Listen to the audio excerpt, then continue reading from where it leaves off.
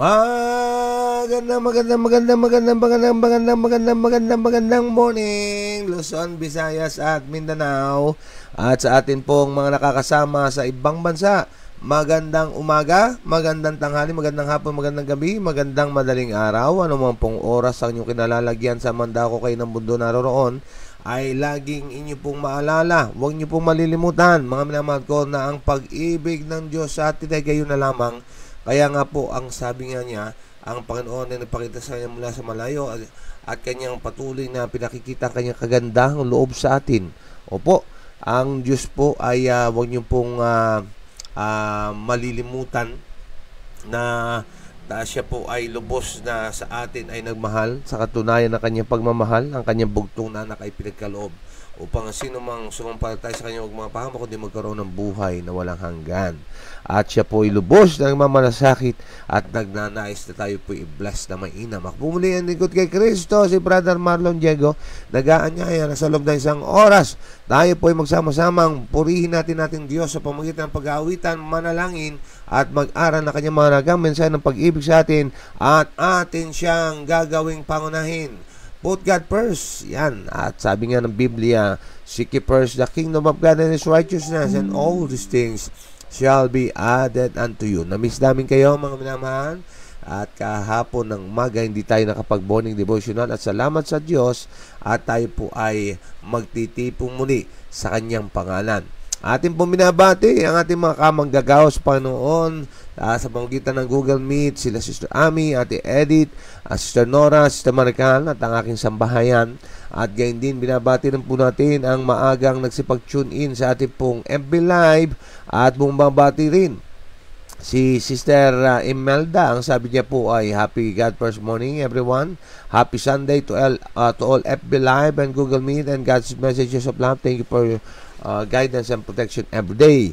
At gayon din si Nanay Juanita Arabos Kabakungan. Good morning po. Happy Sunday sa lahat. God bless us all.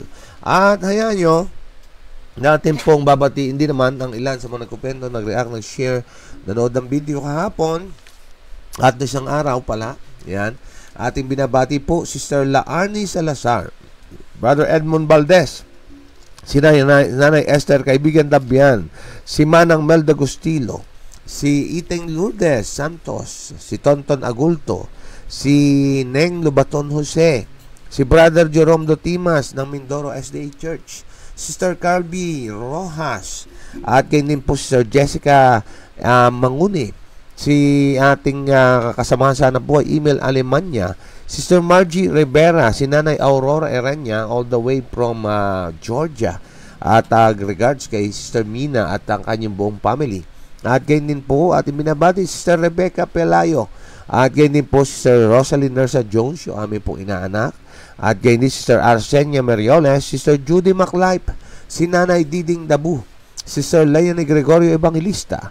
At ganyan din po si ito po yung mula sa shared post, Joe Pin. Aking pong ina-assume na ito po ay Josephine siguro, o kung ito man ay apelido Joe Pine ay paumanhin po at hindi ko po alam ang pagkabanggit, pero kami po ay nagpapasalamat na kayo po ay sumusubaybay. Ganyan din kay Sir Raul De Castro, salamat po sa inyo.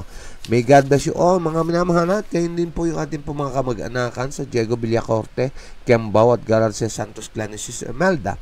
At ganyan din ating mga kasamahan sana buhay, mga katubig. Tayo po ay gumising na.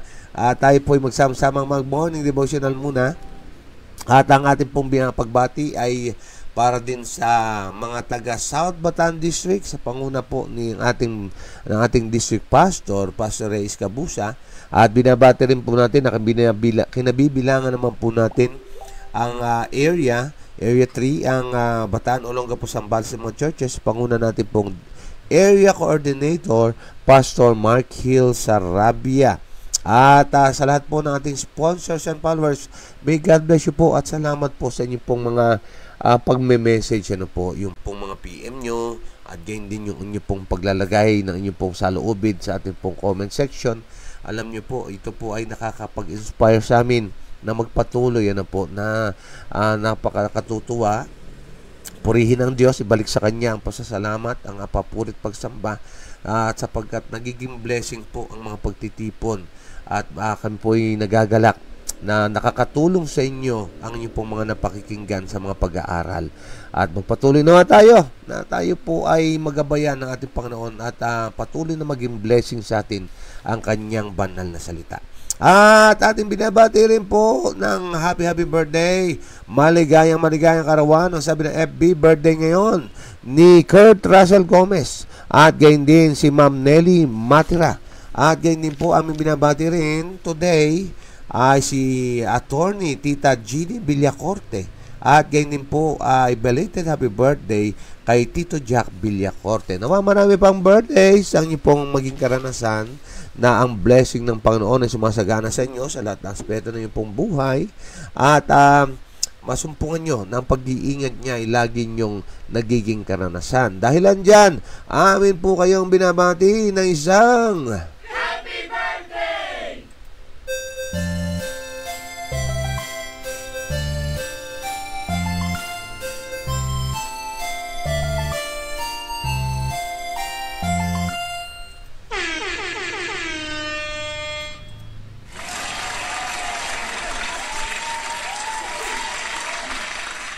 Ayan, happy birthday muli. At ating pong pinasasalamatan din ng ating pong mga matsatsaga, masisipag na mga sharers natin. Ano po? Sila Sister Jennifer Casimo. At gayon din po si Sister Nora Arena, si Sister Per Reyes, si Ate Rebecca Pelayo, si Ate Sara Lim, Ate Edith Jones, Ate Juby Mikit-Pikit, Brother Limuel Arellano, Sister Emelda Diego. At bago ko po makalimutan, maraming salamat din po sa tumanggap na tahanan sa amin kahapon sa ating pong Sundown Worship, Sundown Family Worship kila Ate Sara Marie. At patuloy natin idalangin si Kuya Noy Abkilan sa kanya pong karamdaman. Okay, God bless you po. At dito sa ating pong FB, binabati rin natin at binabati tayo ni Nanay Eva. At siyempre nakasama dyan si Tatay Mando. Sabi ay good morning po. At si Ate Elsie Domenden Plaza, gandang linggo ng umaga po. At ganyan din si Ate Mary. Ang sabi ni Ate Mary ay happy Sunday to all. God bless our devotional. God bless our family. At ganyan din si Sir Leia Gumayagay. Sabi niya ay good morning po. Happy Sunday po sa lahat. God bless us all. At si Sister Emma Halos Doniego, good morning po sa lahat. Yan, kamusta po sa atin pong mga kapatid ng IPAG, po? At ganyan din sa atin pong mga kapatiran dyan sa Binukawan. Yan, alam nyo, yan po yung mga mararami na nagko-komento sa atin, Pero I'm sure sa mga hindi nagko-komento, doon po sa mga nanonood ng replays ay meron din mga kapatid tayo sa ibang churches. At ang aking pong gustong i-mention, yung ang kahapon ko lang nalaman, yung ating pong palang kapatid na si Rogin, basta mayroon tayong lagi nating binabati at nagko-komento dito. Tagalamaw lang po pala yun. Kapitbahay pala ni Ate Juby yun, Rogin Pahares, yun. Alala ko na. At salamat po sa inyo sa patuloy na pagsubaybay at ina-invite po namin kayo sa mga pagtitipon sa Limay, po. Kung kayo po available po, pwede po kayong dumalo rin doon at welcome po kayo. Ang oras po natin 5:38. Ang oras po natin, time check, is 5:55 in the morning. Kaya nga po tayo po ay gumising-gising na, bumangbang na, at tayo po ay mag-morning devotional na. God loves the family. Kaya nga po tipunin ang buong pamilya. Ang panawagan po ay para sa bawat membro ng ating sambahayan. Magtungo tayo sa altar ng Panginoon at sa ilalim ng bandera natin pong Prinsipe Manuel, nagkakaisang nagsasabi, as for me and my house, we will serve the Lord. Nanyaya ko po kayo na tayo po yumuko muna sandali sa isang maikling panalangin. Panginoon naming Diyos, handa na po kaming tanggapin ang inyong pong maaga at kumpletong blessing. Ang inyong salita na bumabago ng buhay, nagpapatatag, nagpapalakas, nagbibigay pag-asa, ay tunay nga na amin pong nasasabik na mapakinggan. Kaya nga po ang banal niyong Espiritu nawa ang inyong isugo, ang masaganang takal nito ibuho sa bawat isa sa amin, at maging pagpapala ang aming pong mapapakinggan at bumago na aming pong buhay. Maasa kami ng iyong salita ang siyang aalingaw-ngaw sa aming pong pagtitipon at kayo ang siyang maluluhat at matataas kayo at kayo lamang wala ng iba. Ingatan din kami, O Diyos, sa aming pong pagtitipong ito na huwag kami mapasok ng tukso ang iyong mga kailangan talaga upang aming makasama at maging tagapagbantay na makayari kami at aming sasabihin, Opo, Panginoon, kayo'y aming pong naging karanasan sa umagang ito at higit namin kayo nakilala at minamahal sapagkat kayo ay siyang aming nakatagpo alang-alang sa dakila pong pangalan na aming pong Panginoon Jesus. Amen and Amen. Okay, hayaan nyo po natin po i-share sa screen ang ating pong babasahin ngayong umaga. Ito po ay pagpapatuloy ng ating pong pag-aaral tungo sa pagkatawag sa kanyang lingkod na si Gideon. Ano po? At kahapon, na-miss natin siya. Ang naging ano po nun ay kanyang sinugurado na ang panawagan ng Diyos ay panawagan niya ng Diyos. No po, humingi siya ng mapalatandaan at iyon ang naging kanyang katiyakan ng Diyos nga ang tumawag sa kanya at siya po ay may katapangan na sumunod at tumugon sa panawagan ng ating pong mahal na Diyos. Ganon din tayo mga kapatid, no?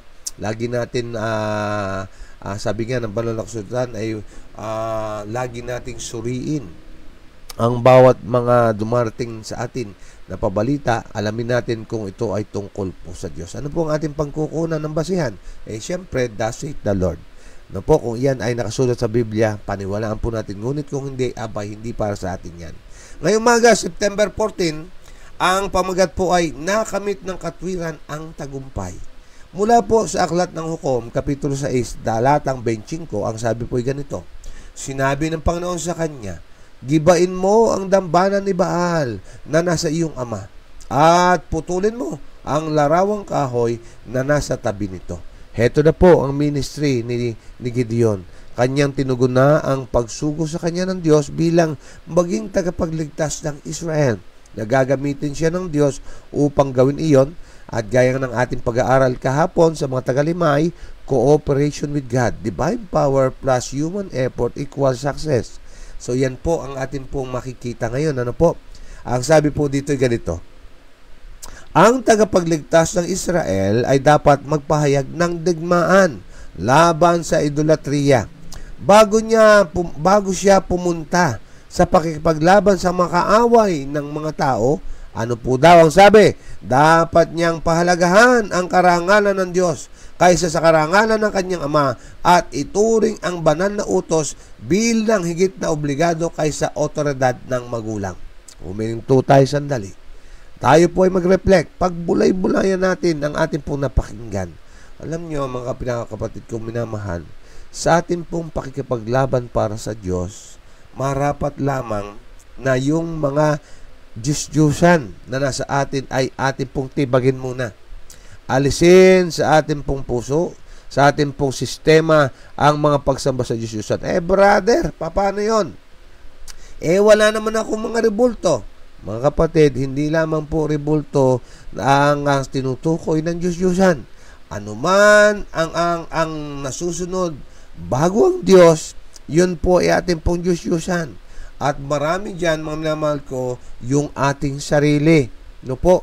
Diyos ang ating mga desisyon. Hindi na kinonsidera ang Diyos sa mga transaksyon ng buhay. Ganon din naman yung atin pong mga nakikita sa ating pong kapaligiran. Nako, sino yun?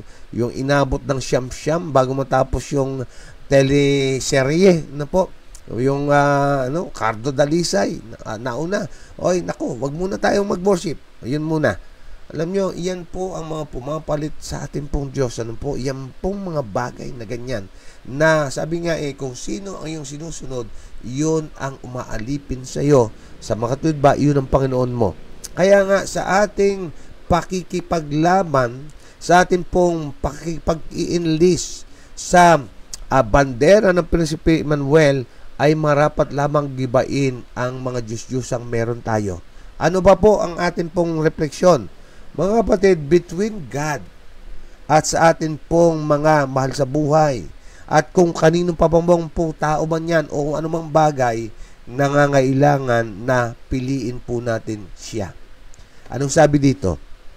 Alin po yung kanyang tinibag? Pansinin nyo sa kanyang ama. No po? Kasi mga minamahal ko, kung atin susuriin, yung pong kanyang ama ay sumasamba rin sa Diyos-Diyosan. Ngayon, nung ipag-iba ng Diyos sa kanya, ay yun po ang kanyang ibinuwal. No po? Imagine niyo na yun, mga kapatid, iniisip natin na, nako, hindi papagalitan o magiging kaaway ni Gideon. Ito pong kanyang ama. Okay, pansinin niyo po ang sabi ng Biblia. Ito po ay literal nating titingnan, ha. Tingnan niyo po. Ang sabi ng Mateo 10:37, magandang balita, Biblia, ang umibig sa kanyang ama o ina nang higit sa akin ay hindi karapat-dapat sa akin. Ang umibig sa kanyang anak nang higit sa akin ay hindi karapat-dapat sa akin. Bakit? Kasi malinaw po, mga minamahal ko, sabi ng una, dakilang utos ayon sa tala ni Mateo pa rin. Sa Mateo 22 yata, kung hindi ko nagkakamali. Ang sabi niya, at yung iibigin ang Panginoon mong Diyos ng yung buong puso, ng buong kalakasan, ng buong isip, ng inyong buong kaluluwa. Ito ang una at dakilang utos. Mga minamahal ko, walang dapat mauna sa ating pumahal na Diyos sapagkat pag may nauna sa Kanya, ibig sabihin pangalawa na lang siya. May nauna nga Hindi po pwede sabihin natin na pangunahin siya kung meron pong nauuna sa Kanya. No po? At kailangan ay mas atin pong pagpahalagan ang karangalan ng Diyos kaysa karangalan ng kahit sino paman. At kung atin pong susundin, utos ba ng Diyos o utos ng tao, ay sundin natin ang utos ng Diyos. Maalala niyo po yung mga apostol nang sila po ay pinagbawalan sa pangangaral sa pangalan ating pong Panginoon. Sabi niya, natakot sila na ito'y galawin. Pinagbawalan na lang na, ngunit ang sabi nila ay huwag nyo nang uulitin sapagkat pag inulit nyo pa ay mas matindi pa ang inyong sasapitin. Anong sabi ng mga apostol? Alin ba ang mas maganda? Ang sundin ang utos ng tao o utos ng Diyos? Pero sa amin, susundin namin ang utos ng Diyos. Kaya ganun din po dapat tayo bilang mga lingkod ng ating pong mahal na Diyos, bilang tagasunod ni Kristo. Kailangan po, mga minamahal ko, ay mauna siya. Tingnan nyo rin ito. No po, kung halimbawa, nauna ang makasalibutang bagay, yung mga secular things, ayan po ay sinapawan ng Diyos. Tignan niyo po ang sabi ng Santiago, Kapitulo 4, talatang 4, sa magandang balita Biblia. Sabi niya, mga taksil, hindi ba ninyo alam na kapag nakipagkaibigan kayo sa sanlibutan, ay kinakaaway naman ninyo ang Diyos? Ang sino mang nagnanais na maging kaibigan ng sanlibutan, ay nagiging kaaway ng Diyos. Kaya kung tayo'y magtatalaga sa ating pong mahal na Panginoon, marapat lamang na walang mauuna sa Kanya. Ganon ang ginawa po nito pong si Gideon sa kanyang pagsunod sa atas sa Kanya ng Panginoon. Okay, ano po nangyari? Ang pag-aalay ng hain sa Panginoon ay ipinagkatiwala sa mga saserdote at mga Levita at limitado lamang sa dambana sa Silo. Ngunit siya na nagtatag ng ekonomiya ng Hudyo at kung kanino itinuro ang lahat ng mga serbisyo nito, ay dapat may kapangyarihang baguhin ang mga kinakailangan nito. Sa pagkakataong ito, nakita niya na nararapat na umalis sa ritual ng pagkahirang. Ano pong sinasabi ng ating pong binasa? Opo, dito kasi pinagiba yung pong mga altar ni Baal at ang sabi ay itayo mo ang altar ng Panginoon. Yan, so nagkaroon po ng pagbabago po. Kung noon yung sacerdote at Levita sa Silo lamang nila ginagawa. Ngunit ngayon dito kay Gideon ay ipinagtayo ng dambana ang Diyos. Ang sabi dito, napakahalaga ng paglaya ng Israel ay dapat mauna sa pamamagitan ng isang taimtim na protesta laban sa pagsamba kay Baal at isang pagkakilala kay Jehovah bilang ang tanging tunay at buhay na Diyos. Nang ang mga lalaki ng lungsod maaga sa umaga ay dumating upang magbigay ng kanilang mga debosyon kay Baal, sila lubhang nagulat at nagalit sa nangyari. Sa lalong madaling panahon ay nalalaman na si Gideon ang gumawa nito at pagkatapos ay walang iba kundi ang kanyang dugo ang makapagbibigay kasiyahan sa mga maninlang na sumasamba sa Diyos-Diyusan. Ano pong sinasabi ng ating pong binasa? Ay mga kapatid, bago tayo mapalaya sa mga bagay na sa ating umaalipin, nangangailangan muna, mga minamahal ko, nagibain ang mga yan. At tayo ay magtungo sa pakikiayon at pagsamba sa ating pong Diyos na buhay. Sapagkat gaya ng ating pag-aaral kahapon, sa mga hindi nakapakinig, gusto ko pong ibahagi sa inyo, ang pagtatagumpay ay available. Yan po ay laging sagana na sa pamagitan ng ating pong banal na Diyos sa kanyang kapangyarihan ay tayo po ay magtatagumpay. Pero bago ka magkaroon ng pagtatagumpay, dapat ikaw din muna mismo ay gusto na magtagumpay sa pagbangitan ng kapangyarihan ng Diyos. Walang magagawang Diyos kung ayaw mo. Mga minamahal ko, gusto niya na ikaw ay palayain. Ngunit kung ayaw mo lumaya, naku po, nakatali ang kamay ng Panginoon sapagkat binigyan niya tayo ng kalayaang pumili. Freedom of choice.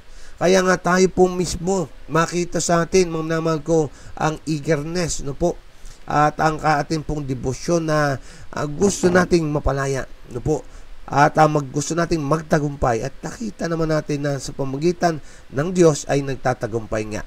At dito sa pangyayari ito, kahit na yung ating pong buhay makompromiso, kahit na meron tayong mga sacrifices na kailangan gawin, ay kailangan po natin itong gawin pa rin. Ang sabi nga ng ating Panginoon Jesus, pakinggan niyo po maigi, ang sabi ni Jesus Christ, sabi niya ay ganito, kung ang sino man ay ibig sumunod sa akin, tanggihan niya ang kanyang sarili, pasanin niya ang kanyang krus, at siya ay sumunod sa akin. So, ibig sabihin, meron pong sacrifices na atin pong gagawin. At ito po, mga minamahal ko, ay naging karanasan na Gideon. Sa kanyang pagsunod sa kanyang Diyos, ay nakaamba sa kanya ang panganib.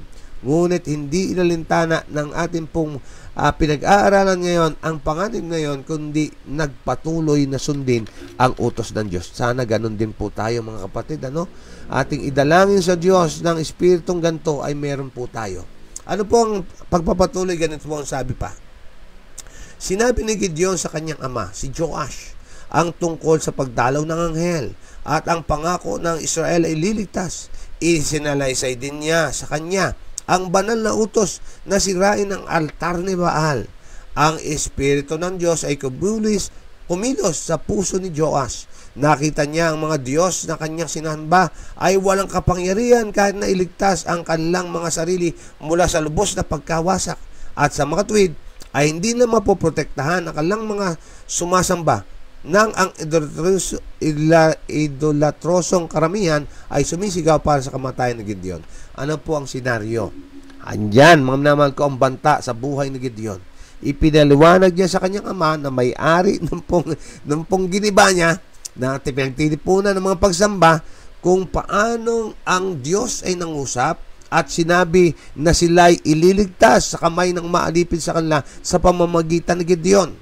At sa pamamagitan ng paggiba doon sa mga Diyos-Diyusan, doon sa mga altar, nakita nitong Joash na yung kanyang mga Diyos-Diyusan na sinamba nila ay walang naging laban doon po sa Gideon na sumira nito. Anong sinasabi sa atin? Mga kapatid, may nabalta na po ba kayo na nailigtas sa kamatayan ang isang tao na sa pamagitan ng kanya pong pera ay yung pong patay na buhay? May nabalta na po ba kayong ganon? O yung pong mga bagay na atin pong mga tinatangkilik, halimbawa yung ating mga mansyon o ano man po yan, yung ating pong mga bank account. May nabalta na po ba kayo na sa gitna ng kalamidad sila po ay nailigtas? Nabalta niyo po ba sa Titanic na yung pong kanilang mga pera nilutang sila para sagipin do sa lubog na barko? Wala, di ba? So iyan din po ang sinasabi sa atin. Hindi tayo may liligtas ng ating pong pinanghahawakan na Diyos-Diyosan. Ang kailangan natin ay ang ating buhay na Diyos na siyang makapagliligtas sa atin. Mga kaibigan, kapatid ko kay Kristo, nawa sa atin pong pag-aaral, ang leksyon ay atin pong matutunan at gaya nga ng madalas natin binabanggit, ang pagkatuto ay pagkakabuhay ng natutunan. Okay, ang sabi pa po dito, si Joas ay walang takot na tumayo sa kanyang pagtatanggol at nagsikap na ipakita sa mga tao kung gaano kawalang kapangyarihan at hindi karapat-dapat sa pagtitiwala o pagsamba ang kanilang mga Diyos. Makipaglaban ba kayo para kay Baal? Ang sabi niya ganon. Yung kanyang ama, na kanyang sinabihan ng mensahe ng anghel, heto't kasama niya na nakikipagtanggol sa Diyos na buhay. Ano pong sinasabi sa atin?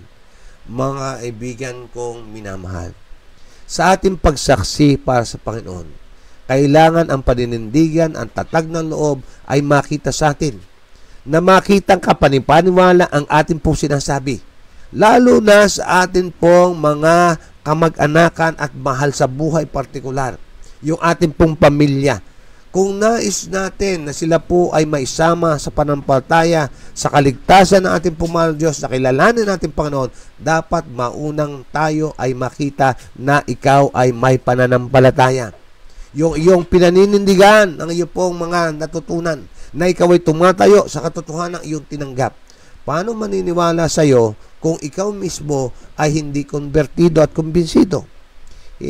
Kung paano maniniwala sa iyo kung ikaw mismo hindi ginagawa ang iyong sinasabi? Kaya nga itong ama ni Gideon, mga minamahal ko, naniwala siya sa kanyang anak. At dahilan sa kanyang anak na nagsabi sa kanya, siya'y kabilang na ngayon na nagsasanggalang sa buhay ng Diyos. Mga kapatid, tayo po ay naninirahan pangsamantala lamang sa lupang ito. Darating po ang ating Panginoon upang tayo po ay dalhin sa ating pong walang hanggang tahanan, ang langit na bayan. Kaya nga po, kung paano ang pamilya ay nagsasama-sama rito, hindi ba't masaya na masigurado ng ating buong sabayan ay magkakasama ring iaakyat sa sangkalangitan. Kaya nga po, bayan ng Diyos, atin po simulan ang ating pong ministry sa ating mga sambahayan. Unahin po natin ang ating pong sambahayanan. Bago tayo lumabas kung saan man, unahin natin ang ating pong sambahayan. Kaya nga sabi dito, ang lahat ng mga pag-iisip ng karahasan ay inalis. At nang sa udyok ng Espiritu ng Panginoon, hinipa ni Gideon ng trompeta ng digmaan. Sila ay kabilang sa mga unang nagtipon sa kanya. Pagkatapos ay nagdala siya ng mensahero sa kanyang sariling tribo ni Manases at gayon din kay Aser, Sibulon at Naphtali, at lahat ay masayang sumunod sa panawagan. Ang kasamaan ay maaring tila sa isang panahon na manaig, ngunit sa wakas, ang katwiran ay magtatamo ng tagumpay. Yan, mga minamahal ko, ano po? Gaya ng ating mga napapanood sa ating pong mga panuurin, laging ang kabutihan ang nagtatagumpay. At dito sa panahon ni Gideon, sa ating pong pag-aaral, ay yung pong pagsamba sa Diyos-Diyosan ay ito po'y nasupil. At heto na ngayon sila, handa na sumulong sa digmaan kasama ng kalang Diyos. Hindi ko na po isasalaysay yung iba pa, po, sapagkat magiging spoiler po ako kung aking gagawin iyon. At bukas atin pong subaybayan ang istorya ni Gideon. Okay, so ngayon po ay atin pong buksan ang panahon para sa ating sharing time. At akin po kayong ini-encourage na gamitin ang mga panahon upang tayo magbahagi, maging blessing sa ating pong kapwa. Samantala, binabati natin Sister Wilna Rolia, good morning po sa lahat. Sister Flor Delisa Casimo, good morning po. At gayon din si Tatay Ricardo at Nanay Nita Bacobe, good morning po sa lahat. God bless us all. Ayan, siguro ito po si Sister Flor Delisa Casimo ay kamag-anakan, kapatid o ano man ni Sister Jennifer Casimo. Yan. Magandang umaga po sa inyo. Thank you po sa iyong pagsubaybay. At ganyan din Sister Judy MacLife, kasama rin po natin. Good morning po sa lahat. God bless us all. Okay, atin pong bigyan ng panahon ang ating pong mga sharers. Sister Imelda, go ahead. Pagkatapos ay Sister Raquel. Mapagpalang umaga po sa ating lahat, mga minamahal na kapatid. Yun sa aklat po ng Hukom 6 ay naganap ang panahon ng pagmamahal ng mga Midianita sa nagdulot ng matinding kahirapan sa mga Israelita at mga Midianita. Tignan po natin kung anong matutunan po natin sa kay Gideon tungkol po sa kahulugan ng pagkakaroon ng kapayapaan ng Diyos. Sinasabi po dito sa Hukom 6:22-24, sabi po dito, nalalaman ni Gideon na iyon ay ng anghel ng mga Panginoon na sinasabi, Gideon, tulungan mo ako o Panginoong Diyos sapagkat aking nakita ang anghel ng Panginoon ng mukhaan. Ngunit sinabi ng Panginoon sa kanya, sumainyo ang kapayapaan, huwag kang matakot, hindi ka mamamatay. 24, nang magkaganyan nagtayo roon si Gideon na isang dambana sa Panginoon at tinawag iyon ng Panginoon at ang kapayapaan hanggang sa araw na ito ay nakatayo pa rin sa opera ng mga Abrisita. Makikita po natin dito na si Gideon ay sumunod din sa Panginoon, na siya po ay nagkaroon ng maging maalab. Kaya dapat po tayo maging ganun din na wag po tayo padalos-dalos, dapat po lagi po tayong ituon ng ating sarili at ang kapayapaan ay natanging nasa Panginoon lamang.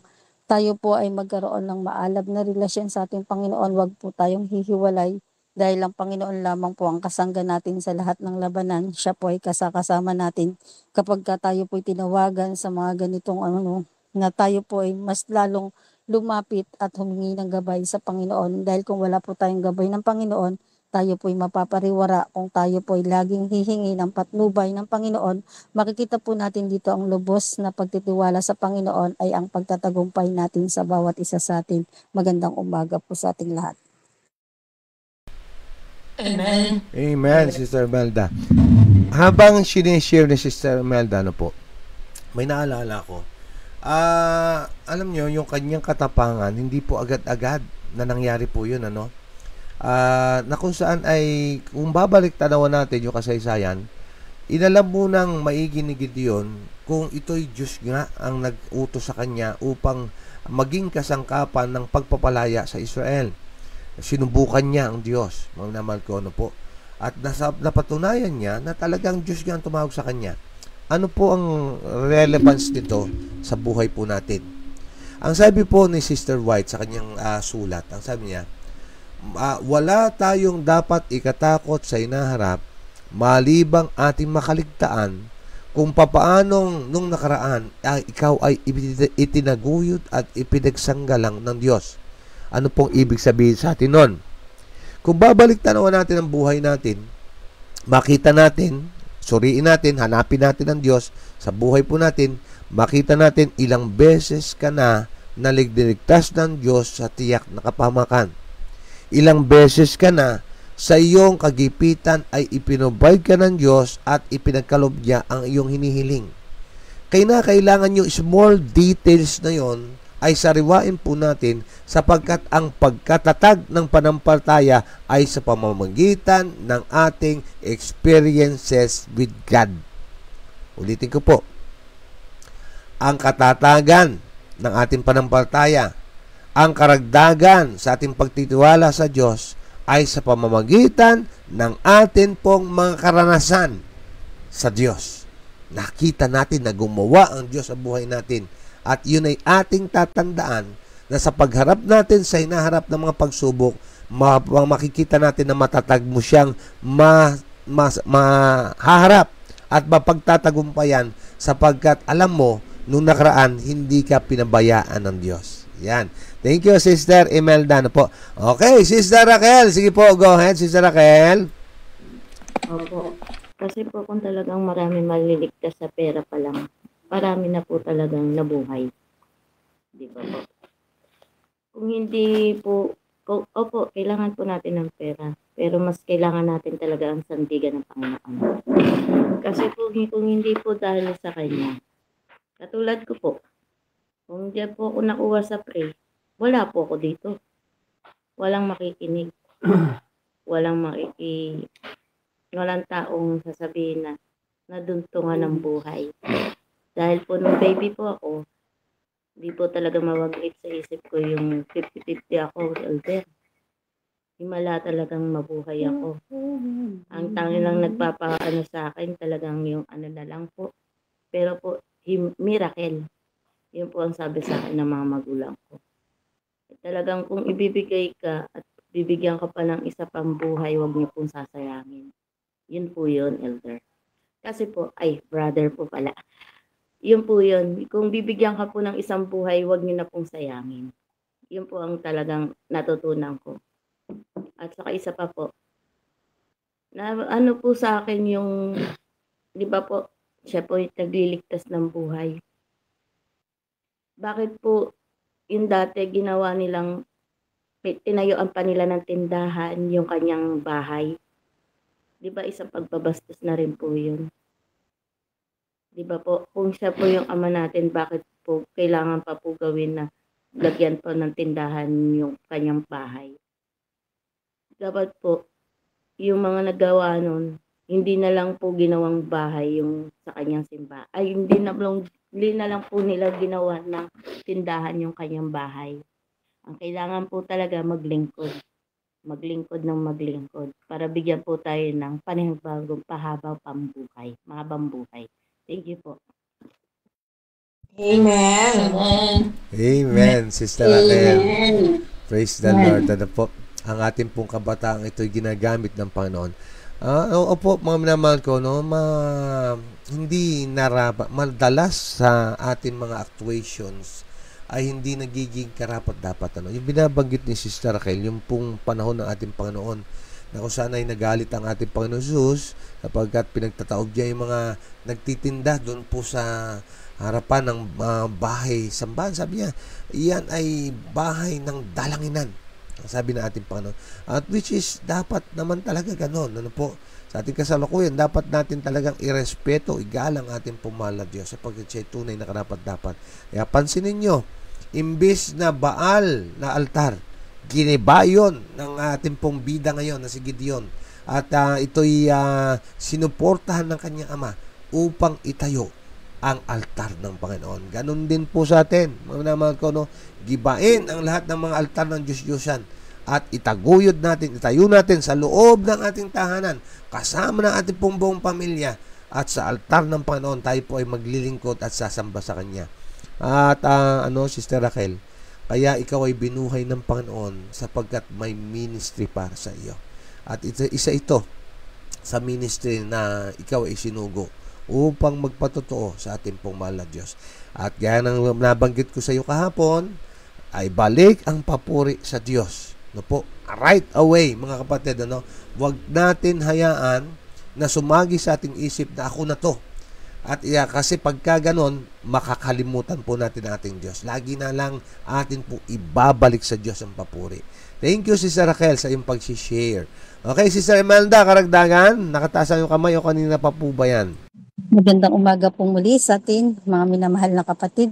Yung sa Hukom 6:14, sabi niya po dito, at bumaling sa kanya ang Panginoon at sinabi, humayo ka sa kalakasan mong ito at iligtas mo ang Israel sa kamay ng Media, hindi ba kita isusugo? Makikita po natin dito na napakabuti ng Panginoon kung tayo lamang po ay lubos na lalapit sa Panginoon. Siya po talaga yung tutulong sa bawat isa sa atin. Makikita natin dito na ang Panginoon ay lagi niya tayong ginagabayan at sinasabi din sa 6:25-28 ng gabing iyon, sinabi ng Panginoon sa kanya, kunin mo ang toro ng iyong ama at ikalawang toro ng iyong may 7 taong gulang, ibagsak mo ang dambana sa baal ng pag-aari ng iyong ama, putulin mo ang sagradong pose at itabi iyon. Sa 26, ipatayo mo sa dambana ang Panginoon mong Diyos at tuktok ng kutang ito ay sa tamang ayos ng pagkatapos. Kunin mo ang ikalawang toro at ialay mo sa ibang handog, sinunog ng pati ng kahoy ng sagradong poste sa iyong puputulin. Sa 27, kaya't kumuha si Gideon ng 10 lalaki at kanyang 3 ginawa ang ayon sa sinabi ng Panginoon. Kaya ngunit dahil siya sa hindi takot ng sambayanan ng kanyang amay, ang mga lalaki sa bayan ng iyon ang mga ginawa sa wasak kundi gabi. Sa kinaumagahan ng maagang bumangon ang lalaki sa bayan ng dambana ni Baal, wasak at ang sagradong poste sa katabi na pinutol at ang ikalawang toro ay inihandog sa dambanang tinayo. Makikita po natin dito kung talagang ang Panginoon lang siyang magiging sandigan ng ating buhay. Magkakaroon po tayo ng spiritual life sa pamamagitan ng Panginoon na tayo ay susunod sa Kanya. Dahil kapag tayo po ay sumusunod sa Panginoon, ang lahat po ng pagtatagumpay ay sa Kanya. Kung tayo po ay susuway, lagi po tayong talo sa labanan. Kung tayo lamang po ay susunod, ang panalo ay lagi kasama natin ng Panginoon sa anumang lakad. Kaya dapat lumakad tayo ng diretsyo na kasama ang Panginoon sa ating buhay. Siya ang ating sandigan sa araw-araw. Siya yung makakatulong sa bawat labanang ito. Kaya ang maging sandigan sa ating buhay ay ang tanging Panginoon lamang. Tanggapin natin siya bilang tagapagligtas ng ating buhay. Wala nang iba, siya lamang. Magandang umaga po sa ating lahat. Amen. Amen. Sister Melda, thank you so much sa iyong pang-share. Ano po. At ang istorya ni Gideon, mga minamahal ko, ay isang ano din sa atin, inspirasyon. Ano? Sabi nga, hindi po tumatawag ang Diyos ng mga kwalipikado, kundi ang kanyang mga tinawagan ay kanyang ginagawang kwalipikado. Kung mapapansin natin, si Gideon po, gaya ng ating narinig sa kanyang bibig, siya po ang pinakamababa sa lahat ng mga angkan o sa lipi ni Israel. At ang kanyang pong pamilya, hindi naman po ganun ka-powerful. Pero pansinin nyo, siya po ang pinili ng Diyos upang kanyang maging tagapanguna, na maging tagapagligtas ng Israel. Ano po sinasabi sa atin? Mga kapatid, hindi po tinatawagan ang mga hindi po nakatuon ang mata ng Panginoon sa mga engineer lamang o sa mga doktor o sa mga may sinasabi sa lipunan, kundi maging yung mga nasa mababang kalagayan. Ikaw ay gagamiting makapangyarihang saksi sa Panginoon kung ikaw lamang ay tutugon sa kanyang panawagan. Opo, marami pong tinatawagan pero iilan lang ang tumutugon, at ang kanyang tinatawagan ay yung handa po na magpaturo sa Diyos. Kasi ang mahirap, tuturuan tayo ng Diyos, marunong pa tayo sa Diyos. Sabi nga ang tuturuan, ang matututo, yung handang matuto, mga minamahal ko. At ito po ay si Gideon. At sa pakikipaglaban natin sa ilalim ng bandera ng Panginoon, tandaan po natin lagi, unahin muna nating gibain ang Diyos-Diyusang nauuna sa tunay ng Diyos. Opo, mga minamahal ko, alisin po natin yan sa ating sistema upang laging siya lamang. Kasi sabi nga ay walang makapaglilingkod sa dalawang Panginoon sapagkat iibigin niya isa at kapupunod sa magiging tapat sa isa at itatakwil niya ang kalawa. Kaya hindi kayo makapaglingkod sa Diyos at sa kayamanan. At piliin natin maglingkod sa Diyos. Okay, Ate Sara, sige po, thank you so much sa pag-share. Good morning po at happy Sunday po. Brother Marlon, ano ngayon? Sunday. Mamaya, exercise na naman. Reminder lang po. Ito nga po, sabi nyo nga po na dapat pong ang katuwiran po, kung tuwid na, wag po nating pilitin o gawing likuin pa. Pagkat ang katuwiran ay ang Panginoon, kumbaga. Ang nga po ay pagtitiwala po, pananampalataya, paniniwala sa iisang Panginoon, tunay na Diyos. Huwag po nating isipin na hindi man natin siya nakikita, kumikilos ba siya sa ating yung doubt. Sabi nyo nga po, kumikilos ba siya sa ating buhay? Huwag po nating isipin yun. Sapagkat hindi tayo mabubuhay ng ganito kung wala ang Panginoon. Kumbaga, magtiwala sa isang Diyos, ang Diyos na buhay. Ang Panginoon ng Panginoon, Hari ng mga hari, at Ama ng lahat. Yun lamang po. Amen and amen. Ayan, mga minamahal ko, po. At with that, yun po ang huli nating maiisip bago tayo manalangin. Opo, mga minamahal kong kapatid, ay marapat lamang na laging siya ang pangunahin sa buhay po natin. At huwag nang magduda pa, mga kapatid. Po. At sapagkat walang idudulot na maganda ang pagdududa at pagdadalawang isip. Okay, Sister Marigal, sige po, go ahead. Karagdagan lang po, nasabi na po ng ating mga kapatid, yung natutunan ko po ngayon, yung pagaman nakikita po na malaya po tayo, ay wag po nating hayaan na tayo po maging bilanggo po ng mga Diyos-Diyosan natin, kasi nakikita malaya po tayo pero nakapailalim po tayo sa mga ating tinatangkilik ng pansamantalang bagay.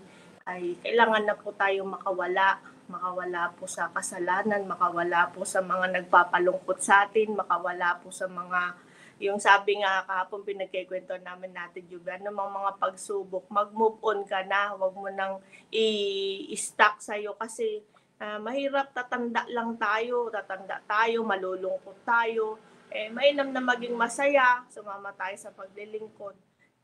Yun po yung napakaganda at atin pong kilalanin na may Diyos tayong kinikilala at mayroon pong buhay, may pag-asa.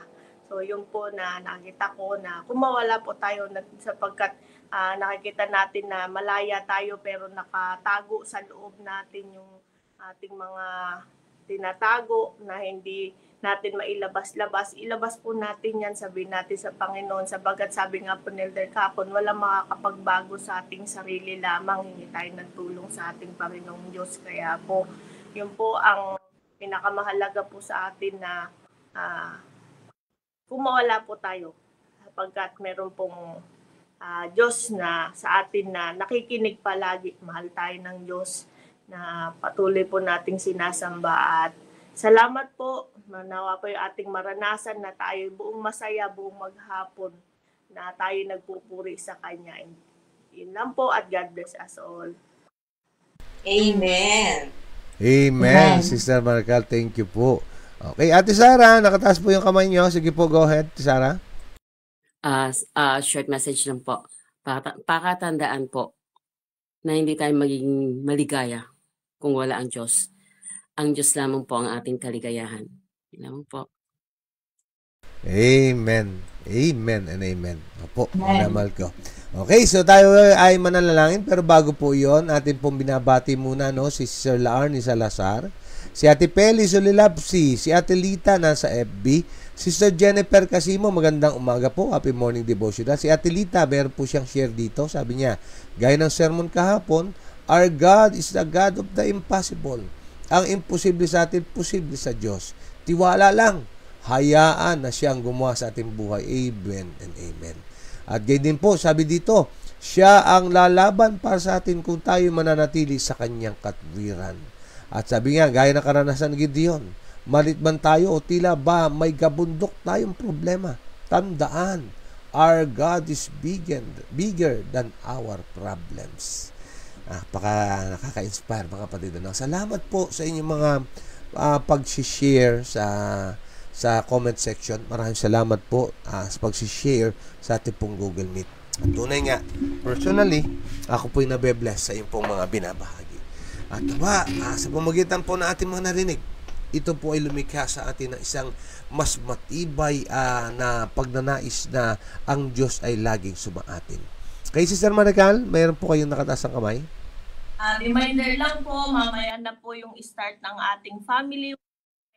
Sama po natin at announcement po sa lahat. Join po tayo. Thank you.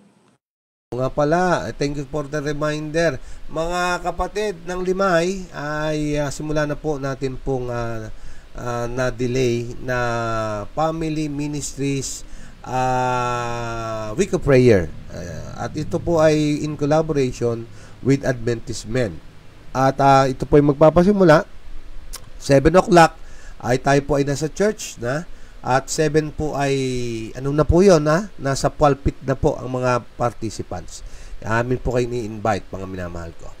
Yan, maraming salamat sa inyong pong pagsubaybaya, sa inyong pong mga pag-share. Bago tayo maputol, ang sabi po ni Ate Mary, huwag po tayo matulad kay Lot na naging haliging asin. Minahal niya ang kanyang kayamanan, nalayo siya sa Panginoon. Opo, si Mrs. Lot ay lumingon pabalik at siya ay naging haliging asin.